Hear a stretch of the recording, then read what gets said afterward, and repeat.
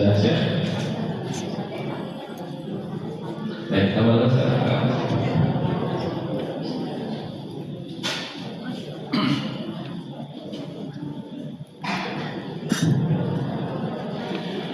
Bismillahirrahmanirrahim. Assalamualaikum warahmatullahi wabarakatuh.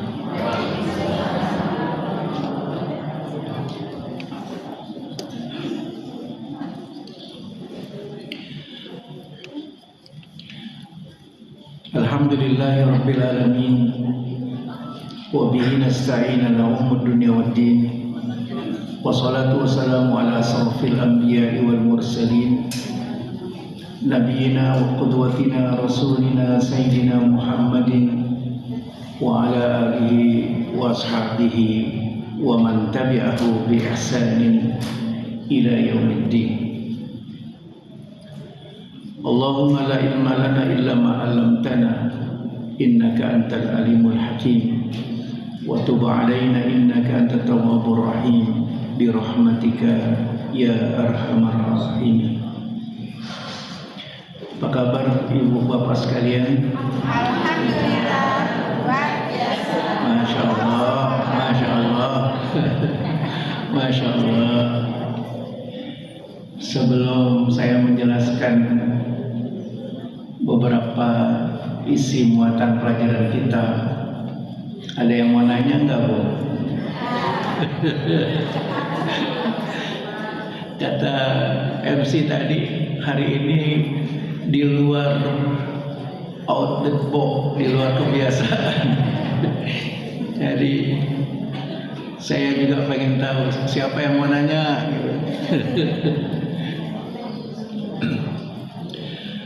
Mudah-mudahan Allah berikan kesehatan kita semuanya, Allah istiqomahkan kita membersamai Al-Quran. Ibu sekalian yang dimuliakan Allah Subhanahu wa Ta'ala, pada kesempatan tema kajian kita di pagi hari ini yaitu surat Al-Haqqah pada bagian yang kedua. Surat Al-Haqqah pada bagian yang kedua ini berbeda dengan bagian yang pertama. Bagian yang pertama dari ayat pertama sampai dengan ayat 37 itu menyampaikan tentang hari kiamat dan beberapa kejadian yang mengawali hari kiamat. Adapun bagian kedua ini tentang kebenaran Al-Quran dan fungsi Al-Quran. Apa Bu bedanya, Bu? Bagian pertama tentang hari kiamat dan kejadian di hari kiamat, bagian kedua ini tentang kebenaran Al-Quran dan fungsi Al-Quran. Ayatnya dari ayat 38 sampai dengan ayat ke-52.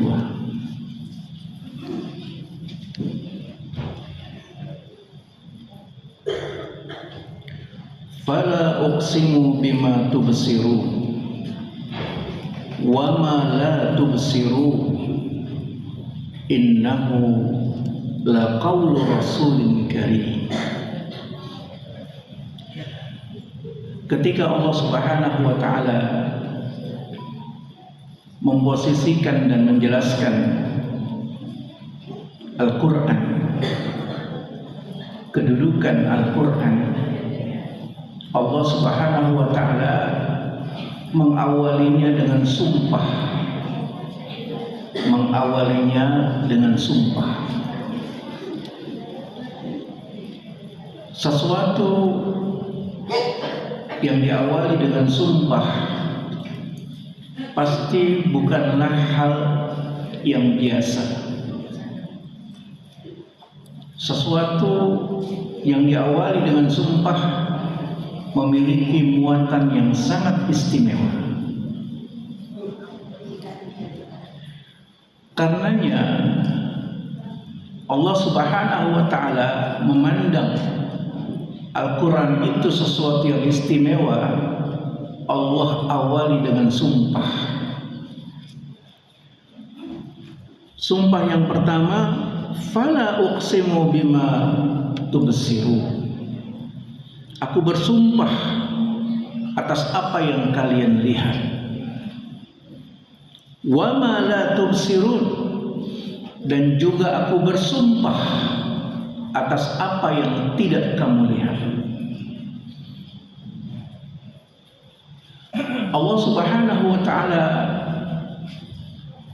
memberikan isyarat kepada diri kita bahwa ada yang bisa dijangkau oleh penglihatan kita, namun juga ada yang tidak bisa dijangkau oleh penglihatan kita.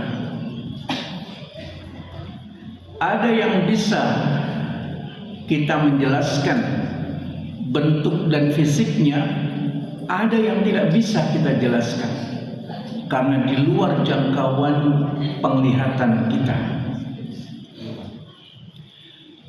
Mungkin kalau sesuatu yang bisa kita lihat, kita bisa menyaksikannya, dan jumlahnya sangat banyak.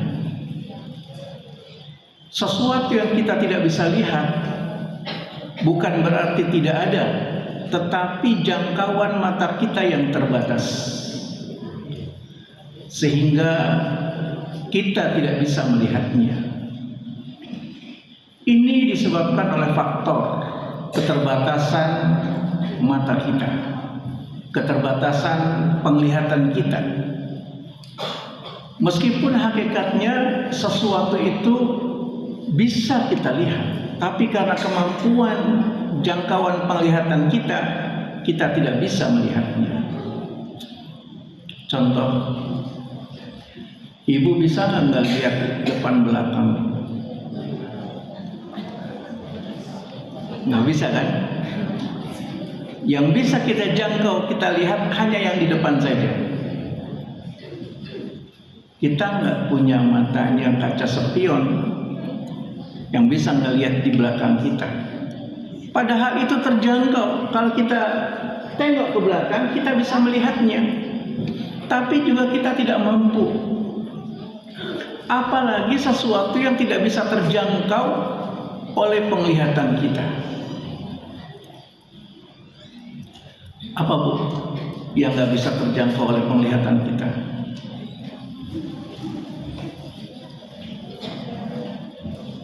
Apa Bu? Angin, makhluk gaib. Ada yang tidak gaib, tapi juga nggak terjangkau juga.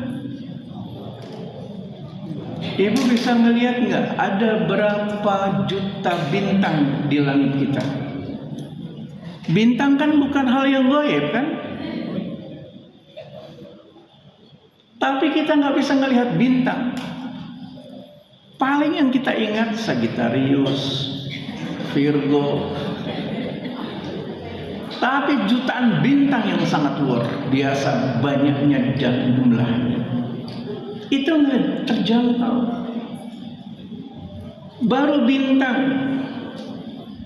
Bagaimana kalau kita melihat galaksi? Saya pernah datang ke Cape Canaveral di Amerika. Cape Canaveral itu tempat NASA, tempat diluncurkannya pesawat ulang-alik angkasa. Saya diantarkan ke museum NASA dan saya dijelaskan tentang antariksa dan hasil penemuan mereka bahwa sampai saat itu mereka menemukan ada 8 galaksi. Saya bilang sama teman mahasiswa, kalau peneliti itu ke Bekasi pasti tambah 1 galaksi. Sayang tuh penelitinya tuh belum pernah ke galaksi Bekasi. Akan tambah 1 galaksi itu di Bekasi. Dia menjelaskan tentang antariksa, tentang galaksi. Nggak terjangkau, nggak bisa melihatnya. Padahal bukan hal yang gaib. Kemudian dia juga jelaskan, selama ini selalu ketika kita melihat ke atas terdefinisikan namanya langit, tapi kata mereka juga nggak terdefinisi mana itu langit. Ibu-ibu sekalian, mana sih yang namanya langit? Kita akan mengatakan itu yang berwarna biru. Ternyata antariksa menemukan sampai pada titik yang terjauh gelap semuanya. Jadi nggak terjangkau. Itu bukan hal yang gaib.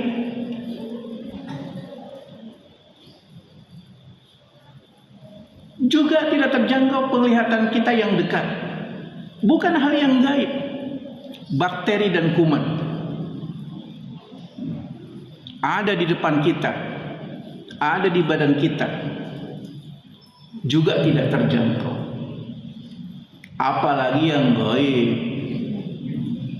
Nah, Allah Subhanahu wa taala ketika ingin menjelaskan Al-Qur'an, Allah Subhanahu wa taala bersumpah terhadap apa yang bisa kamu lihat maupun apa yang tidak bisa kamu lihat. Apa pesannya? Kecilnya manusia. Manusia itu kecil sekali. Kepada sesuatu yang bisa dilihat saja terbatas, kepada sesuatu yang tidak gaib saja terbatas, apalagi kepada yang gaib. Kecil sekali. Nah, ibu bapak sekalian yang dimuliakan Allah Subhanahu wa taala, maka Allah menjelaskan posisi Al-Quran dengan sumpah ini untuk mendudukan keistimewaan, kehormatan dan kemuliaan Al-Quran. Innahu laqaulu rasulin karim. Al-Quran ini benar-benar wahyu yang diturunkan. Allah Subhanahu wa taala langsung mendefinisikan Al-Quran itu merupakan wahyu yang diturunkan. Kalamullah. Al-Quran diturunkan oleh Allah Subhanahu wa taala dalam 2 tahap. Berapa tahap, Bu? 2. Tahap yang pertama Allah turunkan sekaligus 30 juz. Dari Baitul Ma'mur sampai ke langit dunia 30 juz. Dan Allah Subhanahu wa taala turunkan 30 juz itu di malam Lailatul Qadar. Inna anzalnahu fi Lailatul Qadar. Ini tahap yang pertama. Sekaligus diturunkan oleh Allah Subhanahu wa taala di malam Lailatul Qadar. Maka malam-malam Lailatul Qadar itu menjadi malam-malam yang sangat mulia. Allah anugerahkan kepada umat Nabi Muhammad SAW satu malam melakukan kebaikan setara dengan 1000 bulan, setara dengan 84 tahun. Baru kemudian tahap yang kedua. Tahap yang kedua Allah turunkan Al-Quran itu berangsur-angsur selama 23 tahun. Yang pertama kali diturunkan oleh Allah Subhanahu wa taala surat Al-Alaq, Iqra bismi rabbikal ladzi khalaq.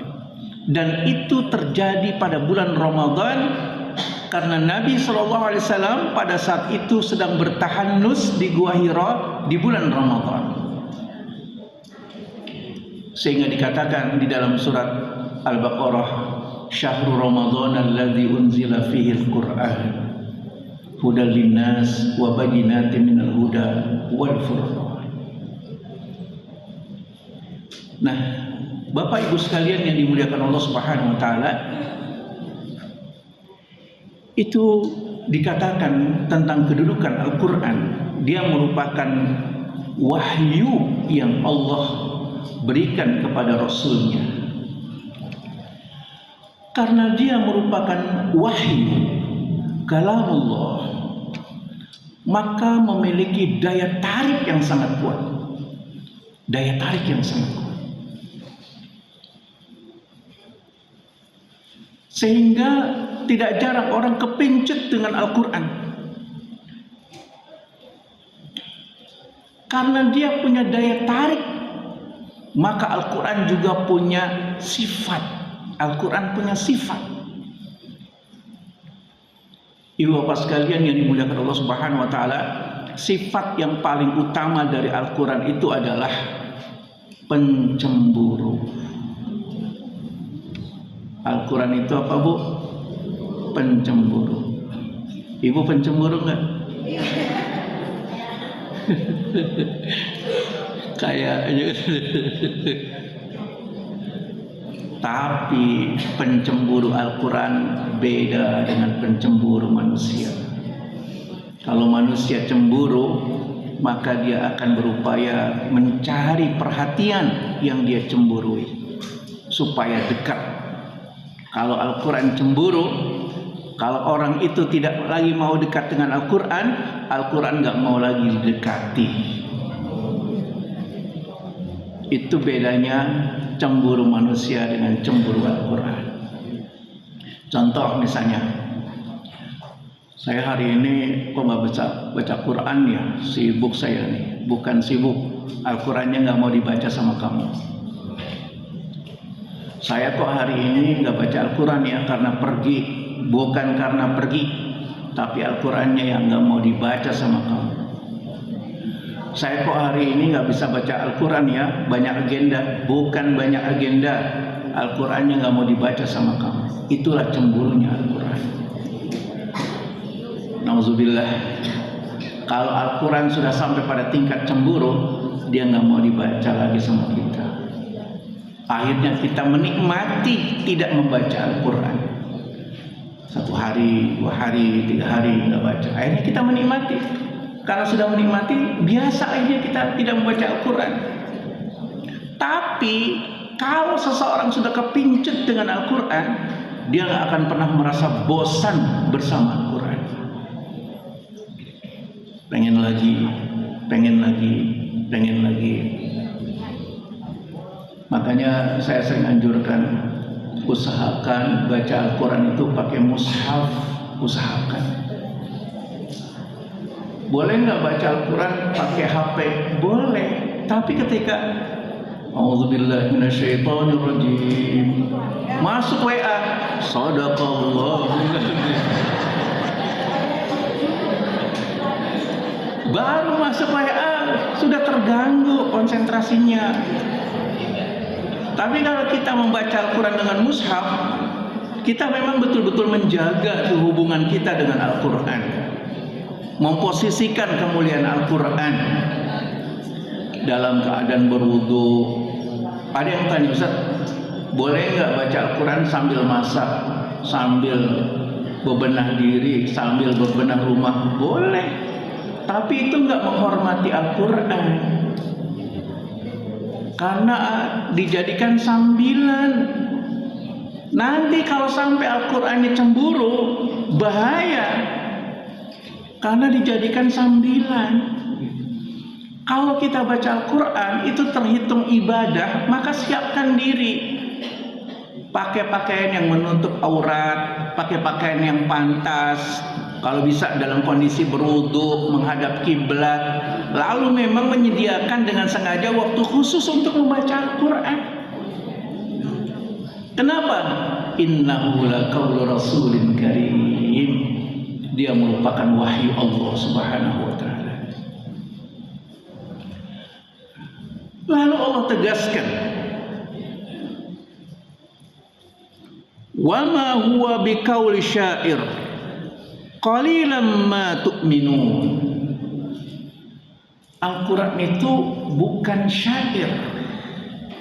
Al-Quran itu bukan sajak.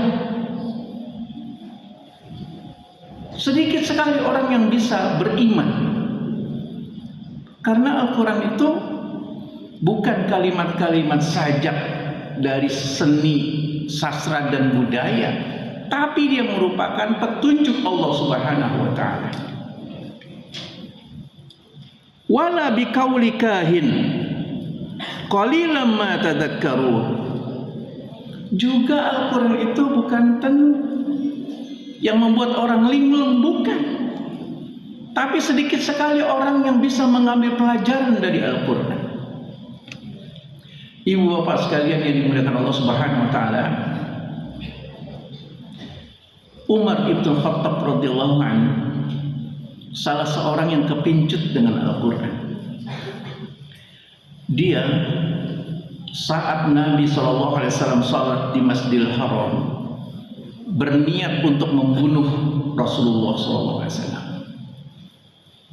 Namun sampai di Masjidil Haram, ternyata dia menikmati bacaan Al-Quran Nabi. Nabi membaca surat Al-Haqqah, sehingga Umar mendefinisikan, apa sih yang dibawa Muhammad itu? Kok banyak orang terpincut hatinya? Nabi menjelaskan, innahu laqaulu rasulin karim. Ini wahyu. Ini wahyu. Kata Umar, paling isinya syair. Allah langsung jawab dan dibaca oleh Rasulullah ayat ke-41. Wa ma huwa biqauli syair qalilan ma tu'minun. Subhanallah. Karena kepincut hatinya, nyambung tuh ayat yang dibaca. Paling ini tenung, bikin orang linglung. Wala biqauli kahin qalilan ma tadhakkarun. Dia bukan sesuatu yang bikin orang linglung. Dia bukan tenung. Sedikit sekali orang yang mengambil pelajaran. Tanzilum mir rabbil alamin. Al-Quran Allah Subhanahu wa taala turunkan dari Rabb pencipta alam. Bapak Ibu sekalian yang dimuliakan Allah Subhanahu wa taala, jadi tidak ada muatan mistis di dalam Al-Quran. Tidak ada. Ada ustadz ngajarin, saya kalau baca ini masuk mall ngambil barang nggak ketahuan. Kalau Bapak Ibu sekalian pernah menelusuri YouTube-nya, itu ketemu tuh siapa ustadz itu. Wah, nggak begitu. Al-Quran itu bukan sesuatu yang mistis. Al-Quran itu merupakan petunjuk dari Allah Subhanahu wa taala. Dia wahyu. Dia bukan syair, dia bukan sihir, dia juga bukan tenun, dia bukan juga bacaan yang membuat orang linglung, bukan. Tapi akan membuka hatinya mengetahui muatan utama Al-Quran sebagai petunjuk dalam kehidupan ini. Ibu bapak sekalian yang dimuliakan Allah Subhanahu wa taala, sehingga orang menikmati Al-Quran itu karena wahyu. Dengan segala macam cara pandangnya. Ada yang memandang dari sisi bacaan. Ada orang membaca Al-Quran itu nikmat betul bacaannya, merdu, suaranya, lagamnya. Karena dia memandang sisi keutamaan Al-Quran pada sisi itu. Dia dapatkan tuh di situ. Lama betah di situ. Kalau kita dengar para qori-qori internasional bergabung, lalu mereka membaca Al-Quran, kita yang nggak ngerti juga lama-lama menikmati bacaannya, lagomnya, nabernya. Naber itu kalau kita mau selesai satu ayat, di akhir ayat itu ada suara tarikan terus ke bawah gitu. Waladdallin, itu namanya nabr. Ar-Rahmanir Rahim, itu namanya nabr. Nah, ada orang yang menikmati Al-Quran itu dari sisi grammar. Dia menikmati Al-Quran dari sisi grammar. Bagus sekali grammarnya.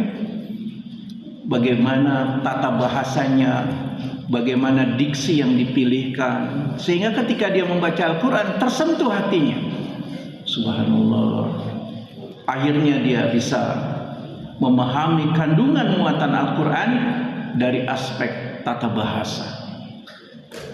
Ada yang menikmati Al-Quran pada sisi sajaknya.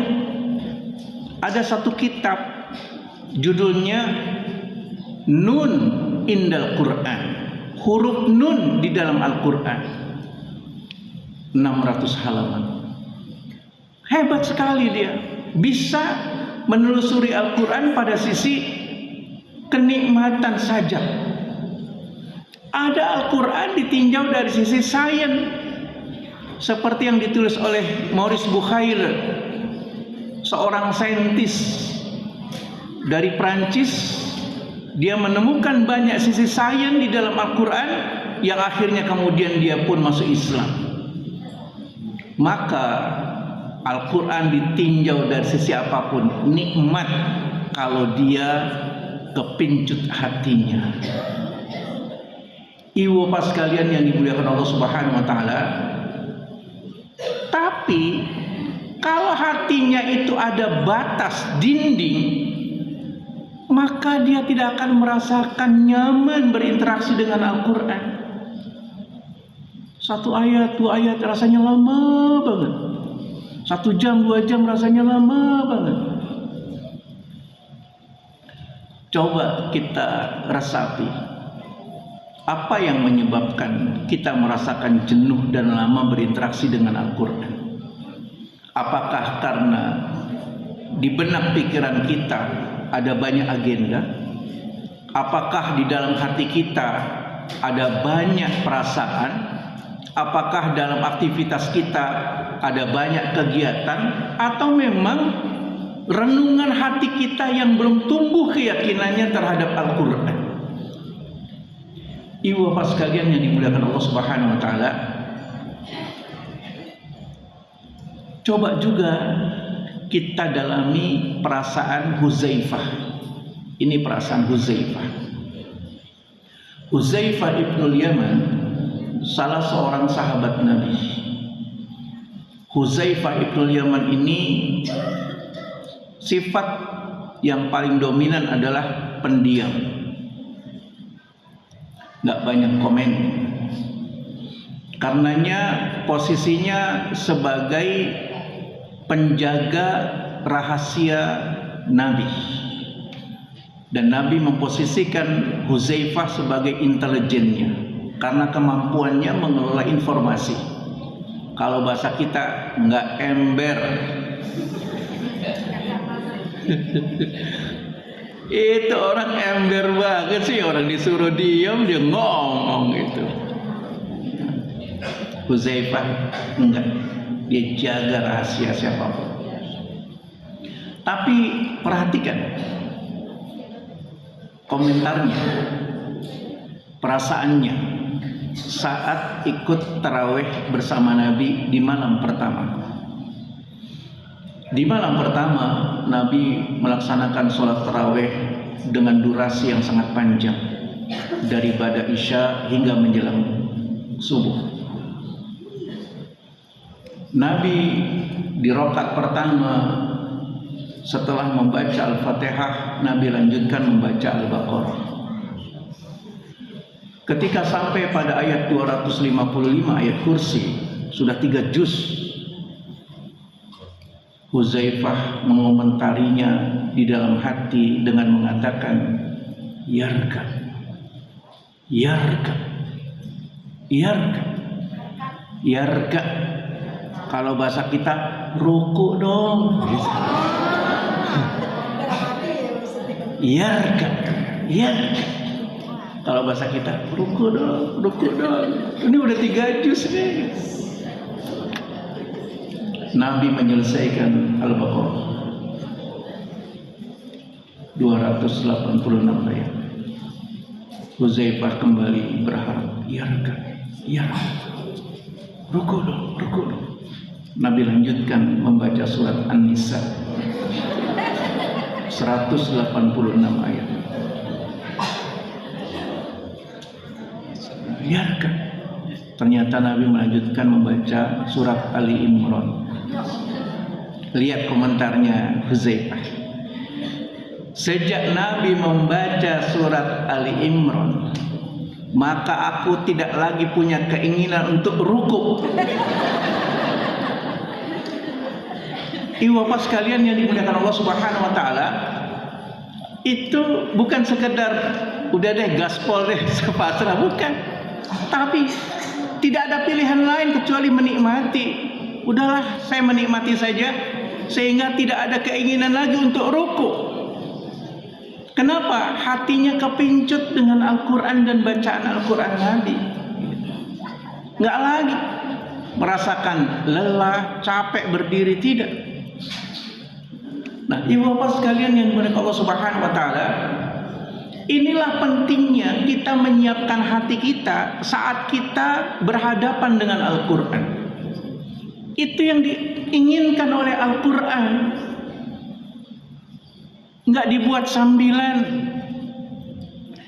Kita aja bicara sama teman, lalu teman menanggapi sambilan, kita juga nggak suka gitu. Lagi ngomong-ngomong, dia sambil ini. Udah deh, ntar aja deh.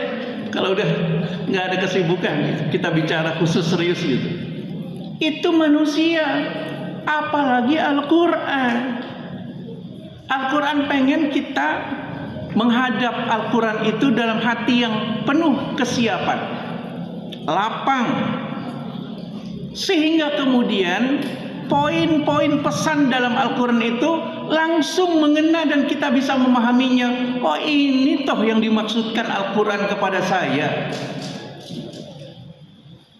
Ibu bapak sekalian yang dimuliakan Allah Subhanahu wa taala, ketika seseorang sudah menikmati poin-poin pesan dalam Al-Quran, maka dia tidak akan pernah merasa kenyang berapapun lamanya berinteraksi dengan Al-Quran.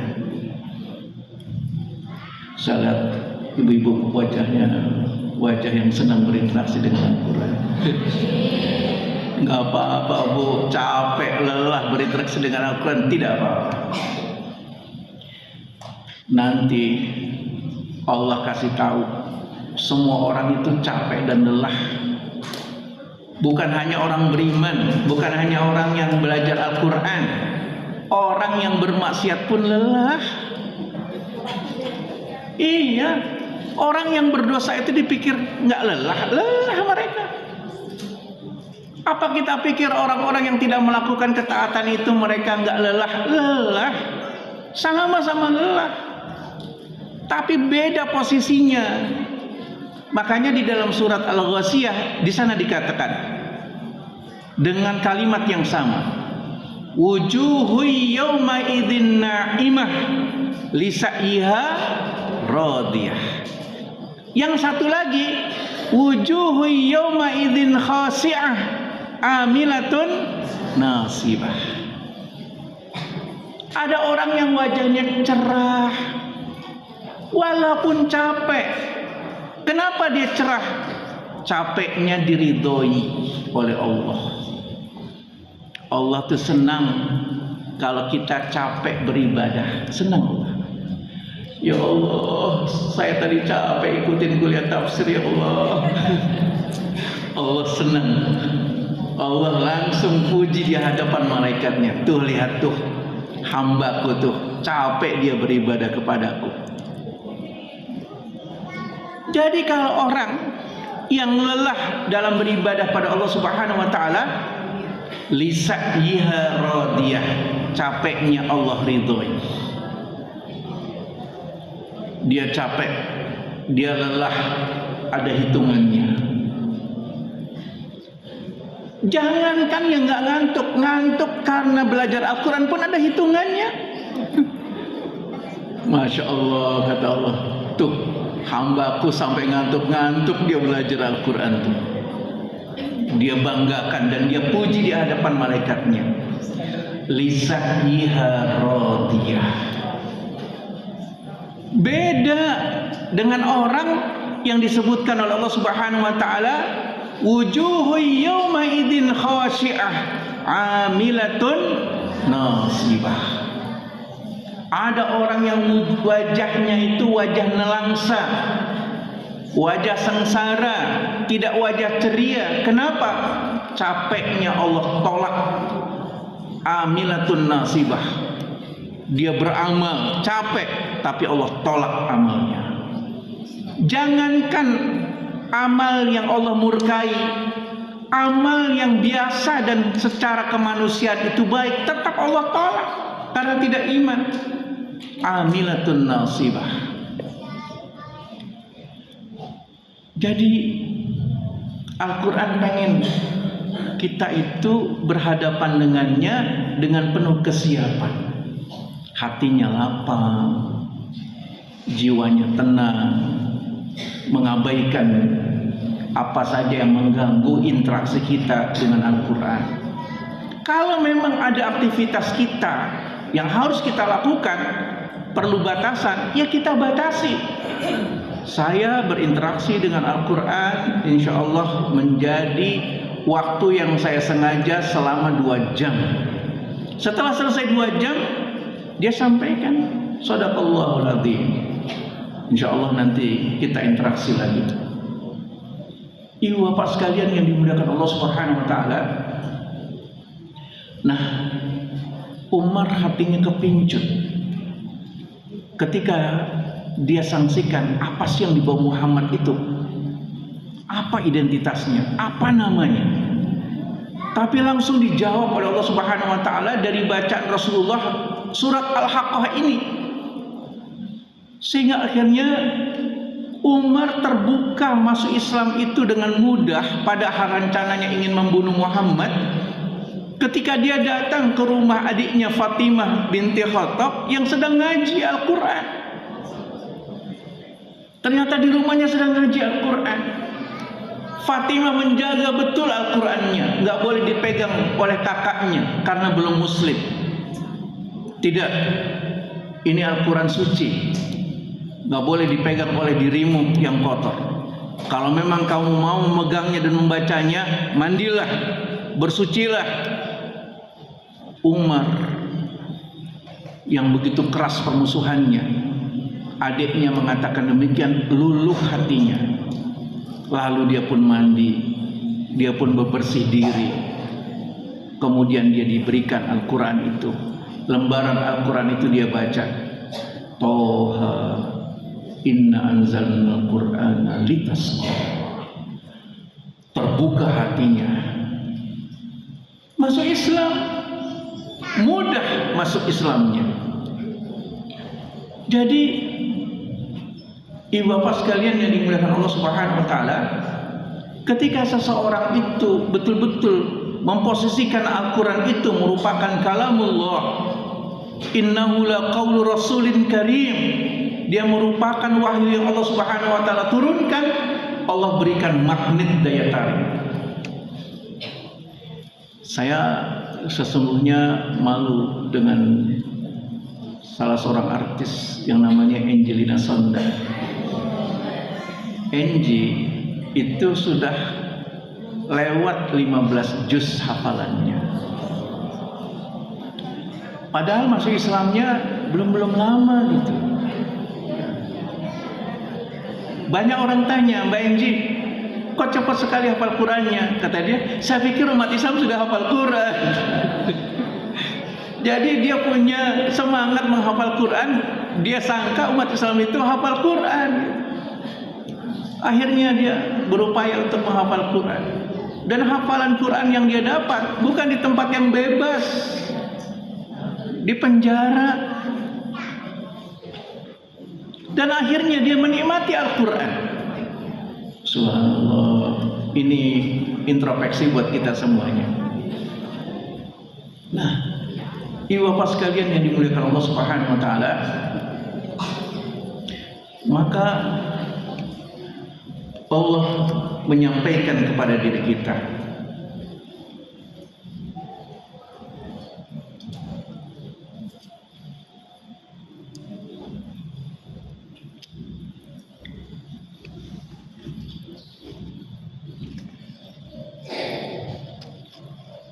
karena Al-Quran ini mukjizat, jangan sembarangan mendustakan Al-Quran atau memalsukan Al-Quran. Walau taqawwala alaina ba'dal aqawil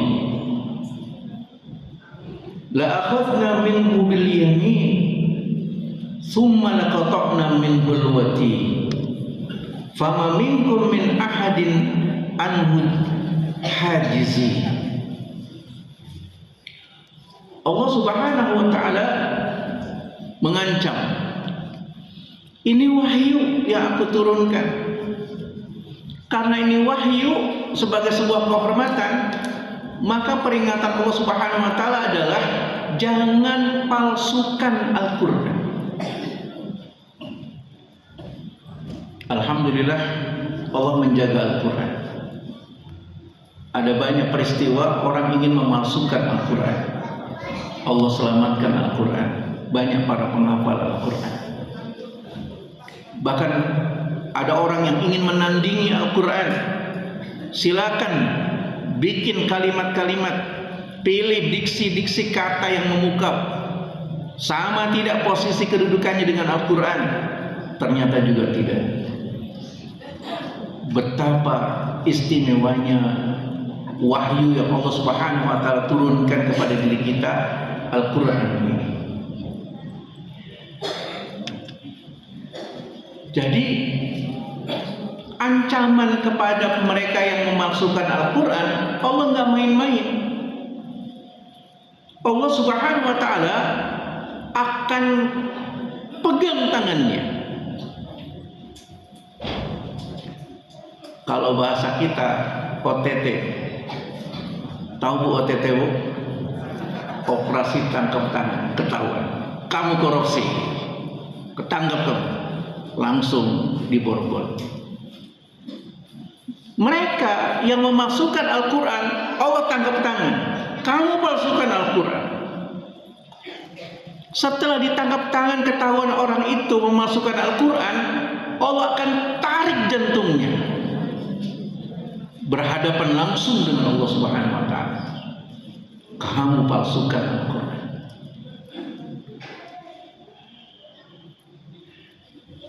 Dan tidak ada orang yang bisa menghalangi kalau Allah Subhanahu wa taala telah menetapkan putusan itu, mengeksekusi orang itu, ditarik jantungnya, dihentakkan dengan siksanya, dan pada akhirnya Allah potong seluruh peredaran darahnya, sehingga orang itu mendapatkan kematian. Sebagaimana para nabi-nabi palsu, sebagaimana orang-orang yang memalsukan Al-Quran, Allah Subhanahu wa taala langsung buktikan ancaman dan adabnya kepada mereka. Nah, ibu bapak sekalian yang Allah Subhanahu wa taala, ini tentang posisi kemuliaan Al-Quran, dan Allah memberikan jaminan jangan ada keinginan untuk memasukkan Al-Quran sedikit pun, karena Allah Subhanahu wa taala pasti menjaganya dengan kemurniannya. Lalu apa fungsi Al-Quran? Al-Quran fungsi yang pertama pada surat Al-Haqqah ini ditegaskan, wa innahu latadzkiratun lil muttaqin,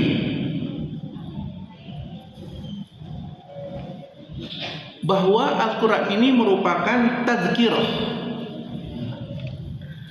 peringatan, pelajaran bagi orang-orang yang bertakwa. Bapak sekalian yang dimuliakan Allah Subhanahu wa taala, tidak ada sesuatu yang ada dalam kehidupan kita kecuali dibahas oleh Al-Quran. Dan tidak ada sesuatu pun dalam kehidupan kita yang besar maupun kecil luput dari pengamatan Al-Quran. Semuanya bisa dibahas, semuanya bisa diselesaikan, semuanya bisa mendapatkan solusi jalan keluarnya ketika mereka menjadikan Al-Quran itu tazkirah, pelajaran, rujukan, referensi. Tapi ada orang yang sombong, jangan bawa Quran deh ke sini. Kita bicaranya bicara logika saja, nggak usah pakai bicara ayat Quran. Mau pakai apa? Keterbatasan logika kita. Lalu kita mau meninggalkan militansi beragama kita. Itu yang disenangi oleh orang-orang di luar Islam. Itu yang tidak diinginkan oleh agama ini kepada diri kita ketika kita pengaruh oleh pandangan dan keinginan mereka. Jangan bawa-bawa agama, jangan bawa-bawa Al-Quran. Ibu bapak sekalian yang dimuliakan Allah Subhanahu wa taala, itulah keagungan Al-Quran. Ketika Al-Quran dibacakan, ternyata yang takut bukan hanya setan jin, tapi setan manusia juga takut. Bacakan Al-Quran takut. Nah, maka banyak akhirnya bagaimana ya cara menjelaskan muatan Al-Quran yang tidak menakutkan. Alhamdulillah ada juga saudara-saudara kita kaum muslimin menjelaskan muatan Al-Quran sebagai aktivitas kemanusiaan yang bisa diterima. Misalnya Muhammad Salah yang terkenal sebagai pemain bola Liverpool. Salah, namanya Muhammad Salah. Kenapa? Dia bisa merefleksikan Islam tanpa membacakan ayat Al-Quran. Apa? Orangnya simpatik. Ada satu kejadian ketika dia keluar ruangan, ada anak kecil penggemarnya ngejar-ngejar. Karena saking fanatiknya ngejar, itu nggak ngelihat di depannya ada tiang listrik. Akhirnya muncul insiden kecelakaan, patah hidungnya anak kecil itu. Apa yang dilakukan oleh Salah? Langsung dia turun dari mobil itu dan dia bawa anak itu ke rumah sakit. Simpatik sekali. Sampai kemudian diselesaikan dan ketika sembuh diberikan jersey, kaosnya yang dia rindukan untuk sang anak itu. Ini. Itu yang pertama. Yang kedua, setiap kali dia mendapatkan sesuatu, dia tidak lupa bersyukur pada Allah Subhanahu wa taala. Sehingga orang tertarik, apa sih yang kamu lakukan? Inilah agama kami, inilah Islam. Jadi ternyata banyak praktek-praktek keislaman yang tidak membacakan ayat-ayat itu bisa menggugah hati orang juga. Ibu pernah dengar nama Muli Putri Megawati? Ada atlet voli putri namanya Megawati.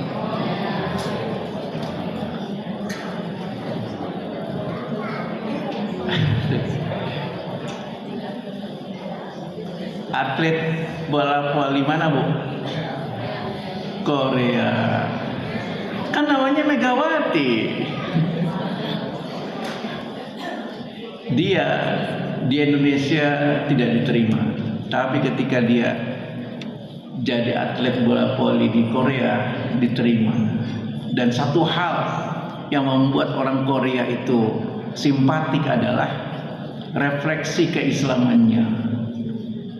Dia pakai busana muslimah di lapangan bola voli, dia berdoa, dia sholat, nggak sombong, gampang bergaul, mudah memberi.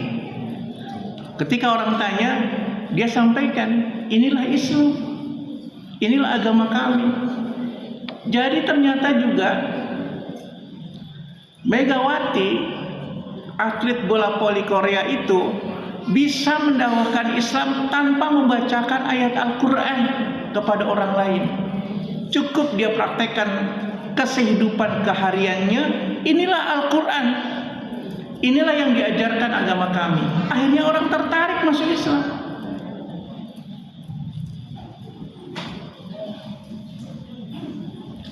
Begitu juga dalam dunia kekerasan. Ada orang yang namanya Islam Makassar, murid dari Habib Nurmagomedov.